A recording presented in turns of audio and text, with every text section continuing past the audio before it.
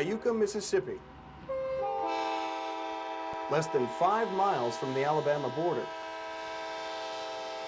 Iuka is starving for industry and jobs, but it's hard for people here to get their hopes up. 3 times they've been promised prosperity from government projects. Each time the funding was cut, the project scrapped. It would be a joke if it weren't so serious. We're talking about people's livelihoods, we're talking about people's investments, we're talking about people who make lifetime plans based on what they feel like is a certainty today, only to wake up tomorrow and find out that it was not a certainty. Iuka Mayor David Nichols talks about this property just outside of town, the Yellow Creek site. First, it was going to be a nuclear power plant back in 1972, but $1.3 billion later, the Tennessee Valley Authority canceled the project. Power customers paid the price.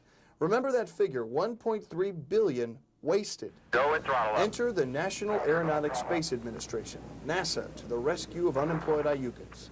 The chute we saw was not the escape capsule. The 1986 Challenger disaster launched a search for a safer way to propel the shuttle into space. NASA thought the answer would be found here, where they planned to build the Advanced Solid Rocket Motor. Happy day for Iuka and Tishomingo County.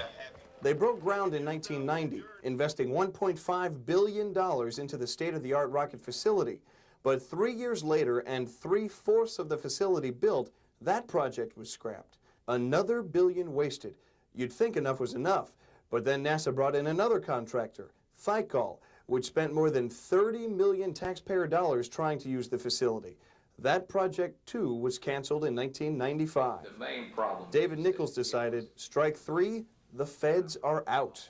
When they made the final announcement that they were moving off the site, I asked them to please leave quickly and leave quietly, and then leave us alone. But the financial hemorrhaging in Iuka hasn't stopped. This is Yellow Creek today.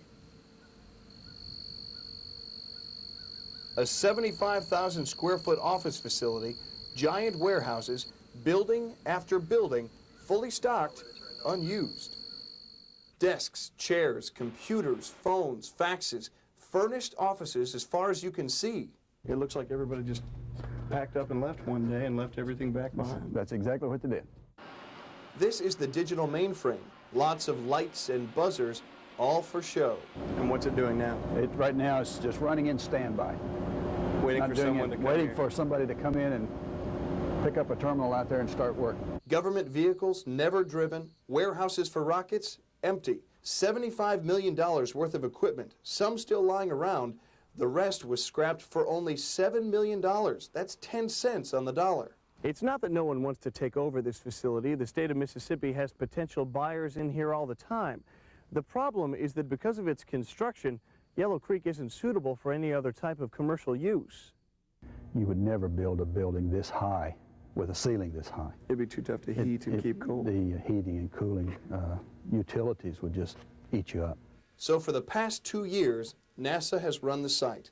Upkeep alone costs taxpayers $230,000 a month. That's almost $3 million a year. And we have nothing but unmarketable, empty buildings to show for it.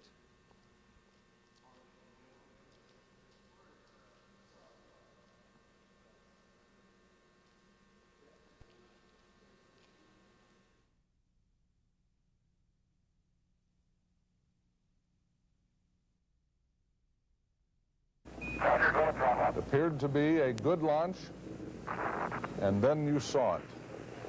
The Challenger disaster in 1986 propelled a search for a safer way to launch the shuttle. NASA designed the Advanced Solid Rocket Motor. They were going to build it here at Yellow Creek in Iuka, Mississippi. But 3 years into the project and $1.4 billion spent, NASA decided what they had was safe enough, and President Clinton signed an act to end the project. Just terminating a program today doesn't stop the money flowing.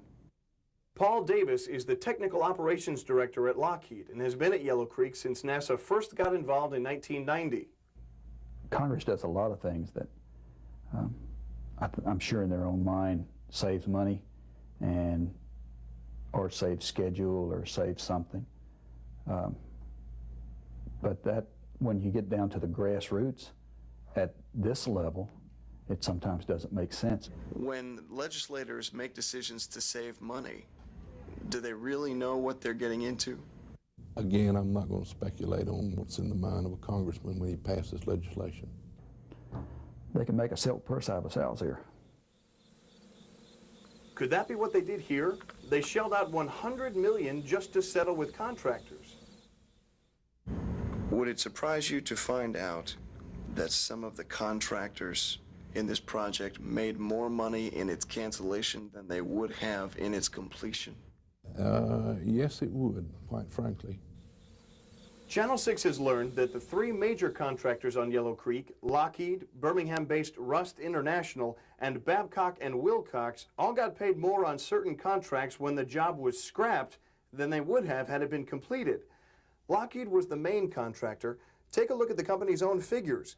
Estimated at completion, Lockheed should have been paid $53.9 million.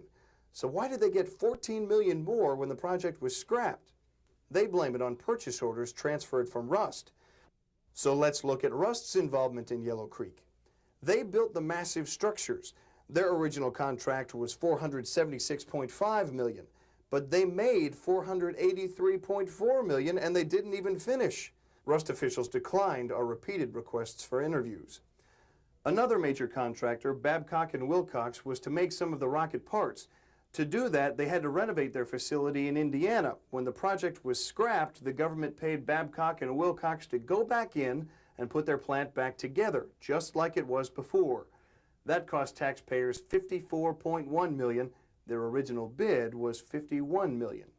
How does anyone justify the waste in Yellow Creek?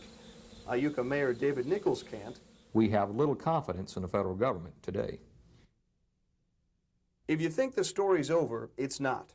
Right now, NASA documents show Lockheed gets as much as $2,700,000 a year just to keep the lights on at Yellow Creek. $20,000 to $25,000 a month of that is profit above and beyond their labor costs.